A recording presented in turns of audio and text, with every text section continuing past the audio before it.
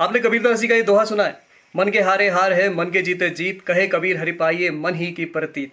अर्थात जीवन में जीत और हार सिर्फ मन के भाव हैं। अगर हम किसी कार्य की शुरुआत में ही हार मान लेते हैं तो हमारी हार निश्चित है। आज की कहानी इसी भाव पर आधारित है, तो कहानी सुनेंगे? मैं सुनाता हूँ। पूरी दुनिया को जीतने का सपना देखने वाला हिटलर अपनी विशाल सेना के साथ आंधी तूफान की तरह बढ़ रहा था। छोटे छोटे देश बिना संघर्ष के डर के मारे समर्पण करते जा रहे थे।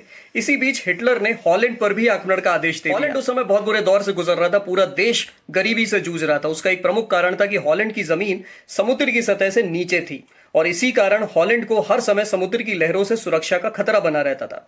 इसलिए हॉलैंड वासियों को दीवारें बनाकर समुद्री लहरों को रोकने का इंतजाम करना पड़ा। हॉलैंड के पास उस समय ना तो पर्याप्त सेना थी और ना ही शस्त्र। जर्मन सेना ने सोचा कि हॉलैंड को तो कुछ ही पलों में जीता जा सकता है। यही सोचकर जर्मन सेना ने हॉलैंड पर आक्रमण कर दिया। ये सुनकर हॉलैंड वासियों ने हिम्मत नहीं हारी। उन्होंने निर्णय किया कि गुलामी स्वीकार करने से अच्छा है कि वो लड़के मरे।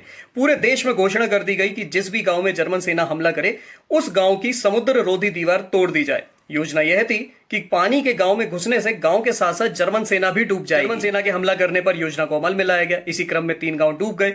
हॉलैंड को नुकसान तो बहुत हुआ, पर साथ ही जर्मन सेना को भी भयंकर नुकसान उठाना पड़ा। कई साथियों के मर जाने से जर्मन सेना का मनोबल टूट गया। हॉलैंड वासियों की यह चाल इतनी कारगर रही कि हिटलर को अपनी सेना को लौटने का आदेश देना पड़ा और इस प्रकार हिटलर की विशाल सेना को हॉलैंड वासियों के अदम्य साहस और आत्मा की शक्ति ने पराजित कर दिया। तो कैसी लगी कहानी बताइएगा।